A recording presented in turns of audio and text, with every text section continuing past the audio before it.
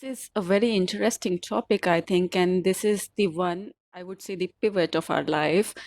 And everything revolves around this. Whatever we do, it revolves around this. Before coming to the subject, let me just tell you briefly about what is self-worth.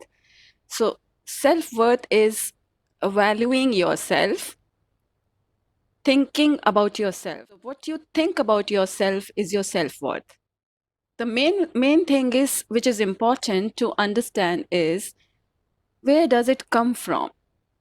Like whatever value I think about myself, where does it come from? Where does it stem from?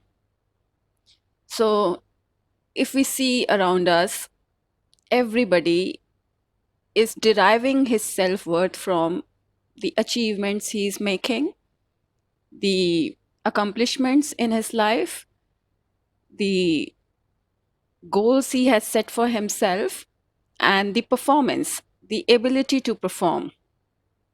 So basically, they derive their self worth from the income they are earning, from the position they have attained in their life, and from the all the acknowledgments, all the recognitions, and all the certifications, awards they have received.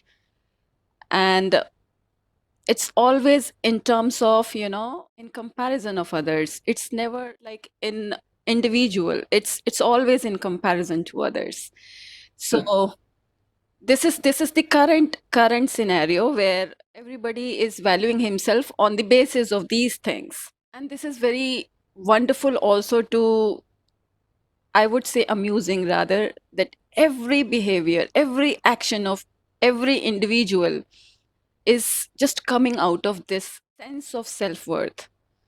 And usually it is lack of self-worth, I would say. Mm, So let us just discuss in detail how does this lack of self-worth affects us.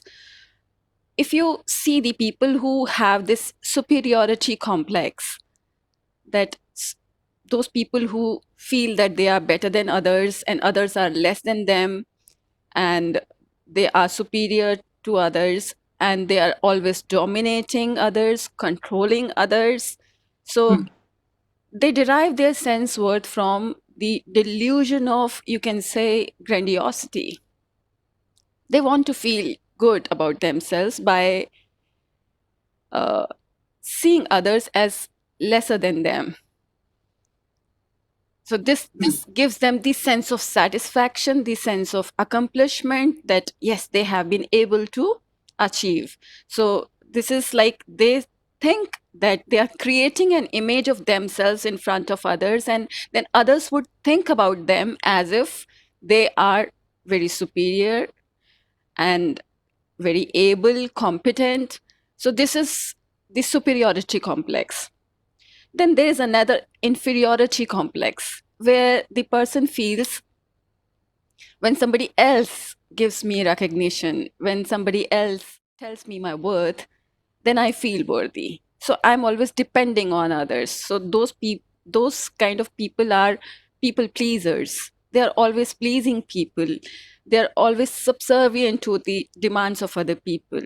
And they always have this feeling of being the victim, because it's like they always feel that they are being used by the people, they are being taken advantage of, and they have always been victim of the circumstances.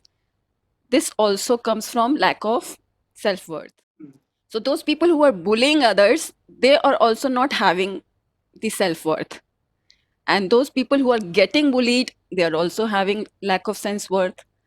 So basically, what is sense of self-worth? Sense of self-worth should be coming from our intrinsic motivating factors, from our intrinsic factors. For example, my ability to respond positively in any circumstance. This is which should be the criteria for my sense of self-worth. And the ability to show compassion to others, ability to be kind, ability to be satisfied in every circumstance. So these are our inner virtues, our inner values, like thoughtfulness, kindness, And compassion, optimism, honesty, these are the values, inner virtues, which we have direct control over, like which are within ourselves. And it doesn't depend on any other person outside. But usually, what we think about self worth is which is depending on others, which is outside of us. If people admire me, then I feel good about myself. If they don't admire me, I don't feel good about myself. So that shows the powerlessness. I'm Mm. giving the power away to other people. I'm giving the power away to circumstances to make me feel worthy. I feel worthy when the other person tells me that I'm worthy. So I'm waiting for that acknowledgement from others, the validation from others, the approval of others. We don't need to. Actually, we don't need to. If you, I think it's very unusual, but let us just imagine if the birds were comparing with each other, if the animals were comparing with each other, just think the ostrich bird. If it feels that, oh, I don't belong to this bird category because I don't have features like a bird, or if it feels I'm too heavy or I don't fly so high, other birds can fly higher than me. Suppose if birds also keep thinking like that, what would happen, you know? And suppose if animals think like that, like cats, there are different breeds of cats, there are different breeds of dogs. So suppose if one breed starts thinking, oh, that breed is superior than me, or my breed is inferior than that, or human beings like that breed better, or why did I got birth in this breed, why didn't I get birth in that breed? And suppose animals also start thinking of this way, then this world would be a chaos. If nature start thinking like that, like suppose trees start comparing with each other, oh, oh, that tree gives more fruits than me, I'm giving lesser fruits, or that fruit is sweeter than my fruit, that has more branches than me, or that tree is more stronger than me and I am weaker, and climber feel that, oh, I need a support of a tree, to grow myself. If those trees also keep thinking like that, if they start thinking like that, we would not be enjoying nature. We would not be going to the park, we would not be going to the mountains and near sea beaches, because we would be feeling Be that, like being at home. yeah. It would be like being back home again. So thankfully they're not doing that. And we human beings, we are the only creation, who keep thinking about these things. Oh, I'm not beautiful enough, I'm not good enough, I'm not smart enough, or she's more clever than me, or she's more intelligent than me, Mm. oh, she sings better than me. Sometimes, because nowadays what's happening, I just share an example with you. Because I belong to medical profession, so one day I was just going through a study where a girl was there and she was anorexic. And how she developed anorexia was, she started feeling that she is fat, she's obese. And then she started dieting. And then gradually she reduced her diet, and then she went to only fruits and vegetables. Right. At first, she felt good and she was given, so many praises by her friends, her peer group. And she was very happy to post her pictures on Facebook, Instagram, everywhere. And she was very happy and she was constantly getting motivated, more she got the compliments, more she was motivated to follow that diet regime. And one day she was in the hospital, she was admitted, and she was having serious problems. She was having nutritional deficiencies and other organs got affected because the balanced nutrition was not there. And the doctors were telling her, stop doing it. They were counseling her that this is the reason why she has got into the hospital. And for her it was like, how to let go of this, it was like, so she was so addicted to it that she could not think of living this practice. She was constantly inclined to follow that diet pattern, and she felt that she could not eat more. But gradually she had been given psychotherapy and she was made to believe, and then she had You psychotherapist made her understand that her worth doesn't depend on how she looks. Her worth doesn't depend on how thin she is. So she should start accepting herself, and that self worth should be derived from the abilities she has inside of like helping people, of the goodness she has in her, of the things which she can do for others, and those things where she could be adding value to the lives of others, that would be satisfying, and that would actually increase her self esteem. And gradually she followed that, and she started doing these kind of charities, and she became a volunteer in this kind of service where she was telling other youngsters this learning which she had got from her own experience. Mm. Yeah, so this is very common nowadays, in Facebook, social media, everywhere, oh, he has that good body, I have to go to gym. And you are pushing yourself, you are working hard to have a better body than him, or at least the same as him. This is like we have stopped enjoying life. We are just struggling. We are always in the, you can say, fight mode. We are always in that striving mode, and we are never relaxed. We are never relaxed. Even during sleep we are not relaxed, because we are Mm. always constantly trying to achieve more, do better, and it's always in comparison to others. So obviously there would be some people who would be higher than you.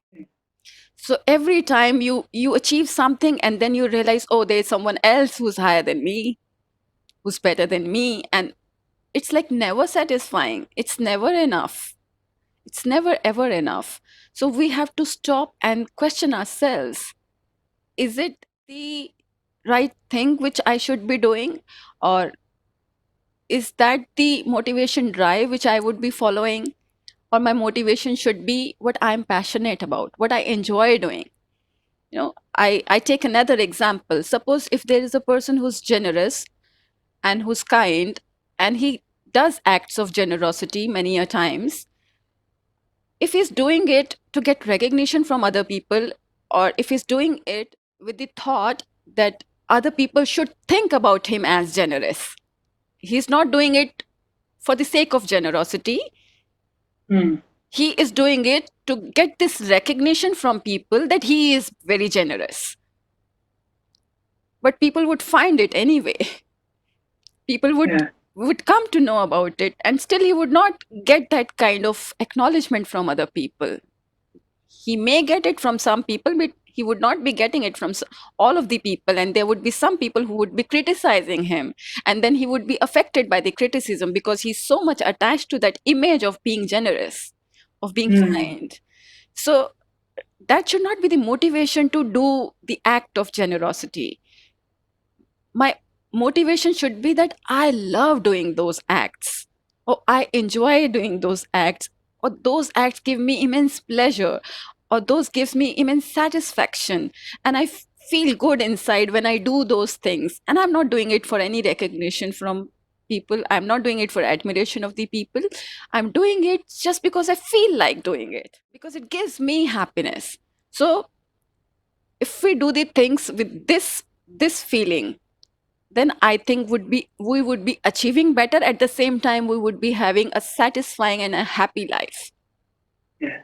Currently, what we are doing is we are doing anything, to just prove ourselves to the world. We are not doing it for our passion. We are doing it to prove ourselves to the world. So, and which again, it gives us stress. We will always be under stress because we would always be measuring ourselves from the parameters of others. Yeah. Yeah.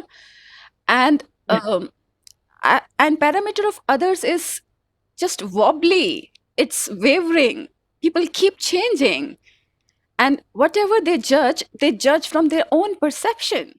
I give you an example. Like, suppose if there is a hit movie, there are so many people who have watched that movie, and if we take reviews from different people will give different reviews about that movie. And if someone is fond of, you can say, the dresses and the costumes and the hairdos, they would appreciate that thing in that movie. They would not notice other things. They would tell, oh, the costumes were so good, and the designer was very nice, and he designed the dresses so well, and he would be just focusing on those things. If somebody is fond of jewelry, he would see those jewelries which the heroine was wearing in the movie. And if somebody is more interested in the storyline, so they would be just looking at the storyline, they would be ignoring other things. And if somebody is looking for, you can say, the dialogues, sometimes people are, oh, they have very impressive dialogues, very interesting dialogues, so they would be just appreciating those dialogues, and they would be ignoring all other things. So it's like their perception, what's in their mind, what is more relevant to them, what's more important to them, what they are interested in, they just look from that angle. We filter out the information. There's a lot of information outside, but we filter the information, we take only that information which is relevant to us. So in that case, suppose if a movie is very good, actors did the acting very well, and the storyline was good, but suppose the dialogues were not that good, dialogues were very simple, but otherwise the cast was good, actors were good, costume was good, but the person who's looking for the dialogues, he would say, oh, that movie was boring, or that movie was not that interesting. They did not have that dialogues interesting, so they would criticize. But the other person would be appreciating the same movie, who is looking for the storyline probably, and who's looking for the acting. Sometimes it happens like the actors acted very well, but the story was not that good, and the movie is not successful. And suppose if doesn't get hit, then the actor would feel, he would attach his performance to the success of his movie. He would not think that, oh, I acted well, it was not my problem. There were other factors which were responsible. There were so many contributing factors. Probably the story was not liked by the audience, or probably they didn't like the cast, or they didn't like the location where it was shooted. There may be many other things, many other reasons, but he would associate with his own performance, and then he would start having this feeling of sense of worthlessness. Yeah. Yeah. So Yeah. so all these external things are very shaky. They're not constant. They will never remain constant. Suppose if a cricketer, sometimes he plays very well and he makes a record, and sometimes he is not able to play that well. It may be because of stress he may have experienced before, a day before the match, or it may be because he couldn't sleep properly. There would be many other factors, or that temperature was not conducive, or the weather or climate was not, his body could not adapt to it. There could be many reasons for that. Or his mind was preoccupied with something else. So, but he would associate it with the performance. So performance, some people think that if your performance is good, that means you have the ability. If your performance is not good, that means you don't have the ability. But that's not the criteria. Many a times you have the ability, but you're not able to perform to your full potential. And there are many reasons for that. So we should not be depending on these external things from which we derive our sense of worth. And if we go back to our childhood days, if you just imagine those 2-year toddler, have you ever seen them comparing each other, like, I'm chubby and fat, the other person is skinny, the other child is skinny and I'm fat, or my skin, or I'm black and he's white, or I'm he is unaware of all those things. He's just enjoying, he's just playing. I have very closely observed that even if you don't give toys to children, they would find something or the other to play with. And most of the times they would play with those things which we would not ever think of they would be playing with. They would play with broom, they would play with bucket, they would play with mug, they would play with all kind of, kitchen tools. Whatever they come, in contact with, they would just derive the pleasure out of it, because pleasure is not in the thing. Pleasure is what they're feeling inside. Yeah. They are just finding adventure, they are finding that pleasure from the things which are just dead, which are lifeless. things cannot give pleasure to us. How does it matter if it's a expensive phone or a reasonable phone, or how does it matter? It's doing the same function, but it's we who we are deriving the pleasure from it. So if we go back to our childhood days, at some point of time, we were also the same. We have experienced it. So that means we have been gifted with this ability, and we have got an inheritance. We have been gifted by nature, gifted by God, that we have this ability to feel happiness without any reason. Children don't find any reason to be happy. Have you seen? Oh, I'm happy because. Do they say like that? They're just happy because they are happy. They're cheerful because they're cheerful. Because they are happy from inside. They're not depending on outside things. And that's the best time of life, I think. And we all have experienced that time. We have all gone through that stage. That means it is there in me. It is there in me. It's just that while growing up, I conditioned my mind as per the society, as per the people around, and Yeah. as I was told by the other people, as I was told by the parents. If you do this, how does parenting work? If you do this, you will get an incentive in the form of whatever, chocolate, this and that. If you do your homework, then I would take you to the park. Then I would, it's like always associated with some kind of incentive. And they know that if they have to get admiration from their parents, they have to get attention of their parents, they would do those things which they like. Yeah. So gradually we learn that our worthiness comes from what we do to please others, what we do so that others think good of me. Mm. But before that, even if nobody was feeling good about me, I was feeling good. When I was in the age of, you can say, 6 months to 2 years old, I was not dependent on all those things. I was just happy because I was happy. So those things were not important to me, and I never bothered. Can you imagine when a baby starts crawling, and when he starts learning to stand, when he starts learning to walk, he falls many times. Yes. He has many unsuccessful attempts, before doing it successfully. But he never cares who else is thinking what about him. He is just curious to he learn. He just wants to do. That's it. His main focus is on doing that act rather than what people would be think if he's not able to do that act. Mm. Yeah, even if he falls, he never feels that, oh, I made a fool of myself. Oh, I embarrassed myself. He would never think about it. He would again try, again try, again try. And I have played this game, in childhood, although I don't play it now because I don't think it's good.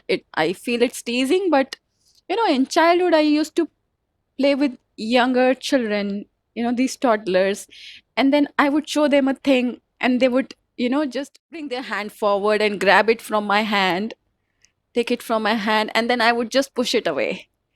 I would just withdraw it so that he comes forward more and he attempts more. It's like we get pleasure out of it. But I have observed that he never gets fed up, or he never gets frustrated. He never gets irritated. He never gets angry. What best I could see was if he was tired of doing it, or if he was just giving up, he would draw his attention somewhere else. Suppose Mm. if I'm showing him a thing and I'm not giving it to him despite his many attempts, after a few attempts he would just look at something else, and he would find pleasure in that, and he would not bother. you know uh, Most of the children I've seen this kind of behavior. But how do we change? How do we change? How have we become like this? Like today, see, we are always judging ourselves on the basis of judgment of others. How others think of me, how others perceive about me, how others feel about me.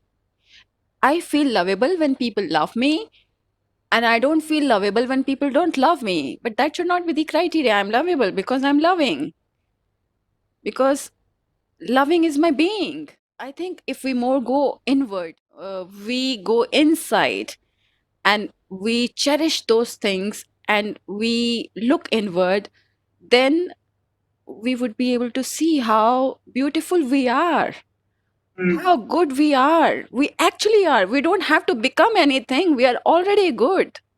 We are already enough. We are already happy. It's like the mirage I am chasing in the desert. mm, Otherwise, it's all inside me. The whole world is inside me if I start looking at it like that. That is very much important that we must understand this concept that self worth is something which is totally internal. It is always internal because it's like how I value myself, how I think about myself. If I think good about myself, I'll be feeling good and I'll be creating those experiences, I'll be creating those reality in my life, the thing I'm paying attention to. Like, suppose if I feel, oh, everybody uses me, everybody takes advantage of me, or I never get such people who are nice, always those people are there around in the world. So I'm focusing on those things, and I feel that probably I don't deserve good things. Probably I don't, there's some fault in me. Probably, I'm not that good enough, or probably my family background, or probably because I have born in this kind of environment. That's why I'm more prone to all these things.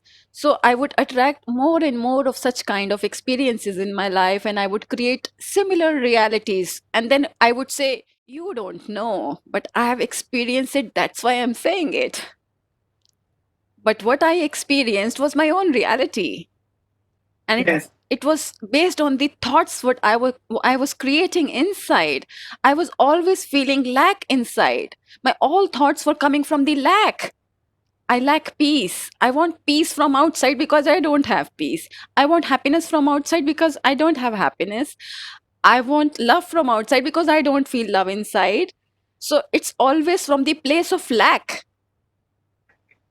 And from the place of lack, obviously, I would be having all the time same experiences in my life, mm, everywhere where I go. And if I start from the place of, oh, I'm abundant, I am a happy being, I am a joyful being, I am a peaceful being, I'm full, I'm complete in myself. If I start from this point of attraction, then those kind of things would be attracted. And I would attract such experiences in my life where I would feel that I'm lovable because I'm believing that I'm a loving being. So I would attract loving people in my life. I would be attracting loving experiences in my life because deep down I believe that I'm a loving being. I am love. I am love. And happiness is my choice. I have to yes, choose my feelings. I have the power to choose. God has given me the power to choose. I'm not helpless.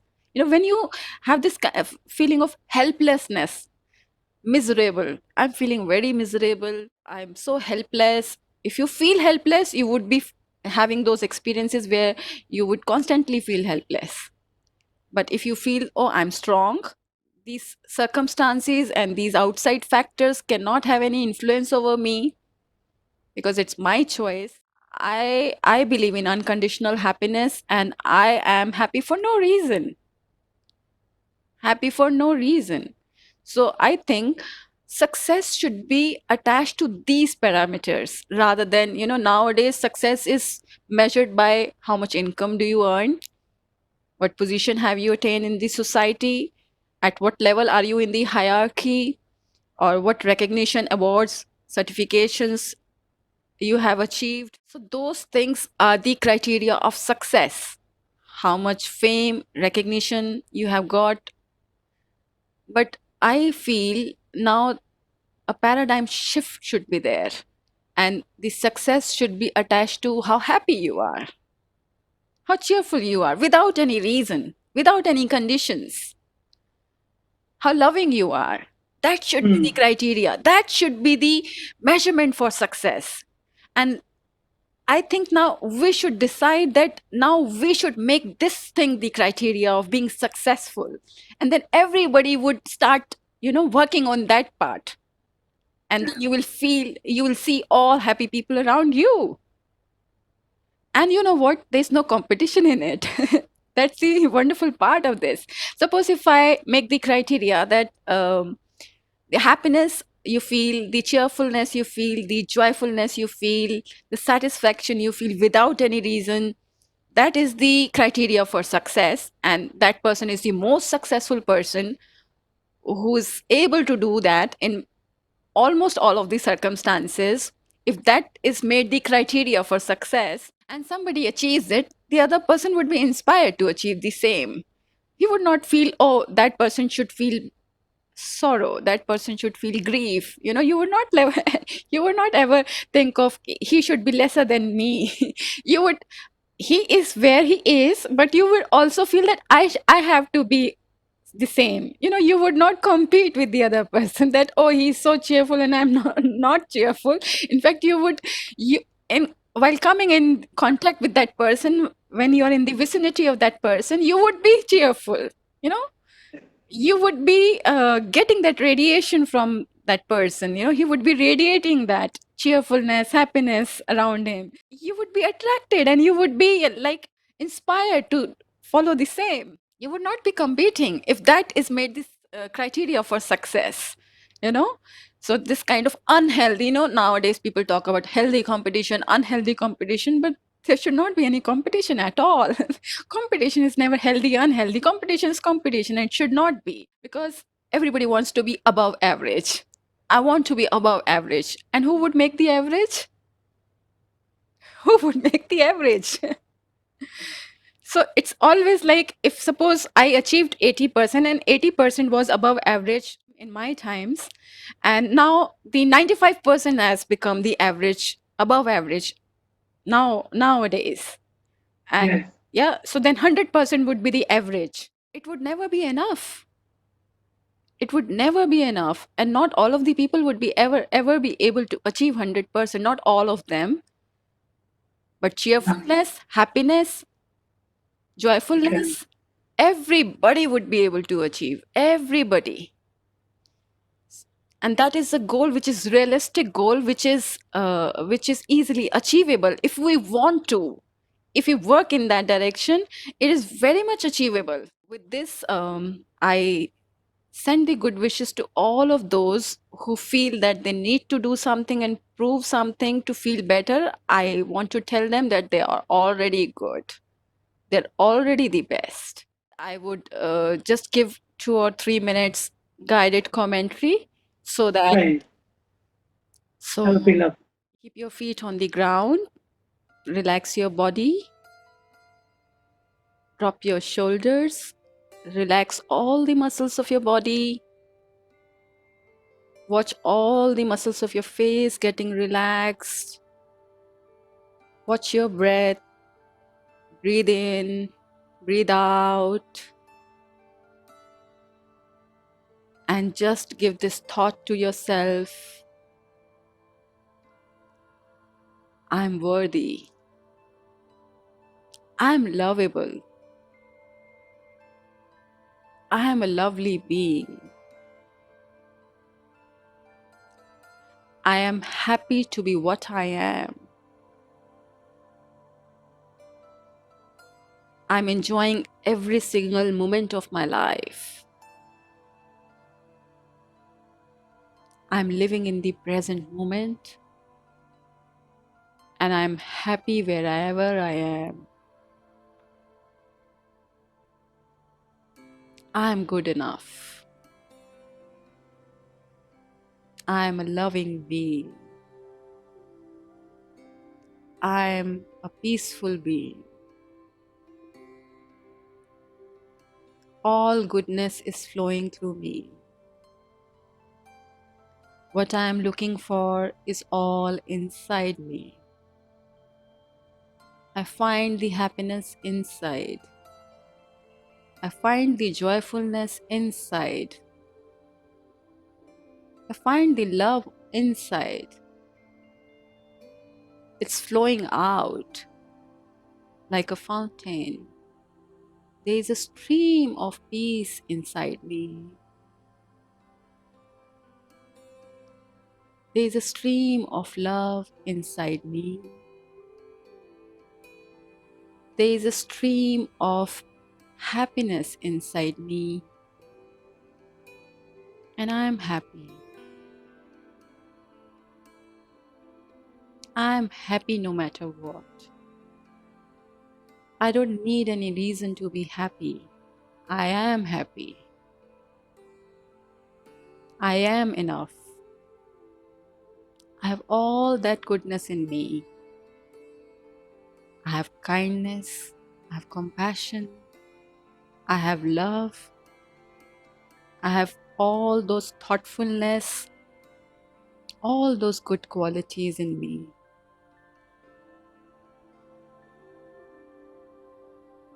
I'm feeling worthy. I'm capable. I love my inner being, and my inner being is positive. My inner being always look positive in others. My inner being always look positive in all the situations. I'm feeling close to my inner being.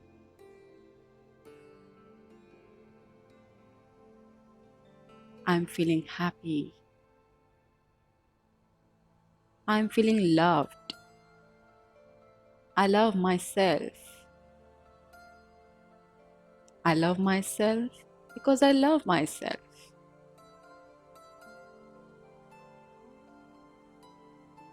I am a happy being.